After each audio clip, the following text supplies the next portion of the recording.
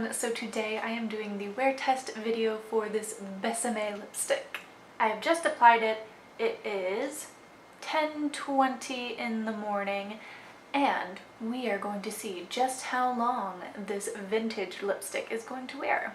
So if you don't know the whole story with Besame, I'm assuming it's Besame, like rhymes with Tresemme, but I'm not 100% on that, but I'm just gonna go with Besame all day.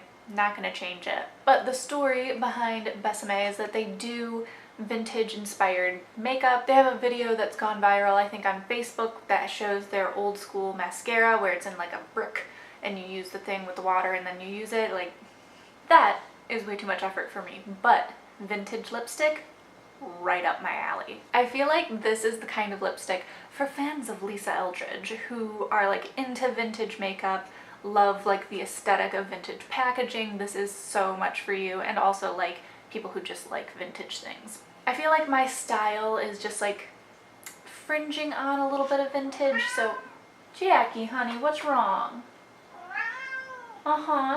Is anyone else's cat like this? My cat, Jack, cannot handle closed doors. Like, the bedroom door was open, but the closet door in the bedroom was closed and he was freaking out. I feel like my personal style fringes on a little bit of vintage, so Jackie, buddy, you gotta let me talk. So I feel like this was meant to be. I had to test this lipstick. Now this is the shade Besame Red. It is a 1920s true red with a cool blue toned base. Anyway, from what I can see on camera, it is pulling a little bit warmer tone, but I noticed when I put it on, it is definitely a cooler toned red, so I'm going to try to play with the settings and make sure that it's showing you guys a true tone. If not, on the blog there will be the color corrected photos that would be as like perfect as I can get them, that can show you the like best, most appropriate, close to true to color. I am going to stop rambling and read to you what they say. This is on the Sephora site because most of you are going to buy this on Sephora anyway. As always, I'm going to show you the application process with the caveat that it's longer than usual because I just cleaned out all of my makeup, broke an eyeshadow, was trying to use that eyeshadow mirror and it was so dirty that I couldn't see, so it took me longer than usual, and then I had to stop halfway through to get a new mirror. What it is: a lipstick with a satin matte finish that delivers full coverage in one coat. What it does: Besame Cosmetics Classic Color Lipstick features retro-inspired smooth lip colors that provide a budge-proof finish that stays put, while the angled design offers precise application. Each lasting color is inspired by the shades worn by coveted Hollywood starlets of the 20s, 30s, 40s, and 50s, imparting an iconic satin meets matte lip look. The formula is packed with macadamia oil, vitamin C, chamomile, and aloe to leave lips feeling soft and hydrated. What else you need to know?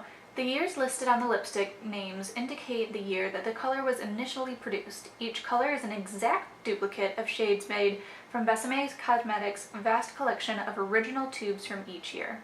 Beauty tip: use the angled tip to line lips first, fill in lips with a flat edge. So one thing that stuck out to me is that it says that they have like this collection of vintage lipsticks and that's what they base the color on, but colors and pigments can change over time. So I don't know if they are saying that it's matching to what it looks like now from a lipstick from the 1920s, you know what I mean? Like, that might not be literally what that color looked like in the 20s. But I can dig into the research. I haven't done any of the research on the company yet, so we shall see just how they do their thing. I want to know. So what they suggest for the application is to use the kind of flat edge tip to apply it, you know, to the lip line, and then use the flat part to fill it in. And because my lips are a little bit on the small side, that was just a little too big and finicky for me. So I had to use kind of like the corner of the flat edge tip to get the lip line, and the whole lip line is a little bit more straight than I like because of that. I also noticed that it definitely took 2 coats to get the full pigmented color, and it said that it's a one swipe, so that's kind of like a... And it feels very emollient. Like, it feels very hydrating and it feels very creamy, which doesn't generally translate to a long wearing lipstick for me, but I'm going to give it its best shot. I'm not going to do a kiss test because I am 1,000,000% sure that it will not pass. And I've got my metal straw to drink out of for the rest of the day, so I don't totally F it up on a can or anything. The smell is very light. It's kind of like a mixture of You know when you were like a little kid and you would get little kid fake play makeup?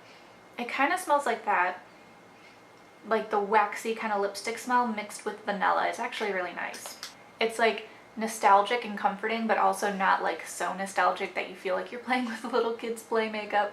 And I love the packaging. One thing that I kind of wish that they did do, which is totally overkill and I am aware of this, but I wish that they made the packaging for each different like decade color similar to the packaging that you would have seen during that decade.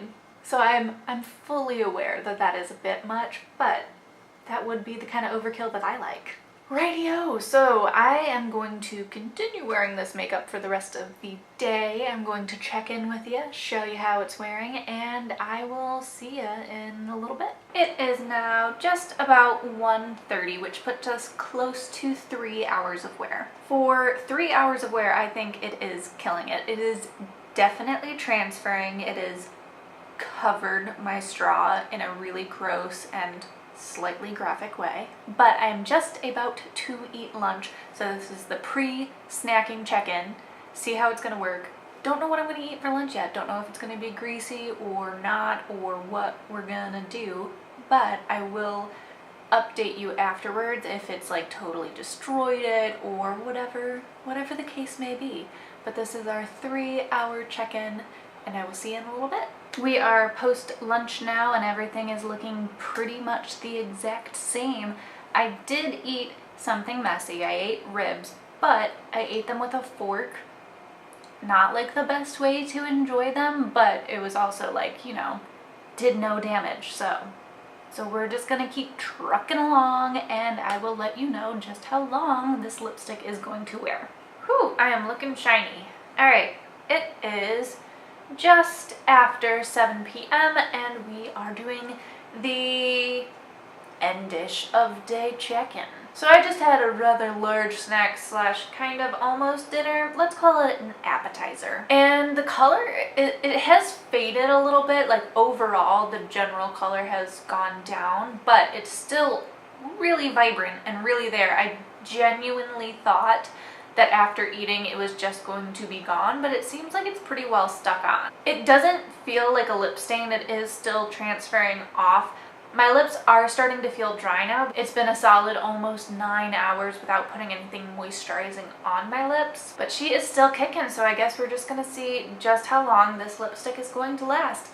Caveat, around 10 I'll probably take it off, but 12 hours, I'll go ahead and put that in the long wearing category.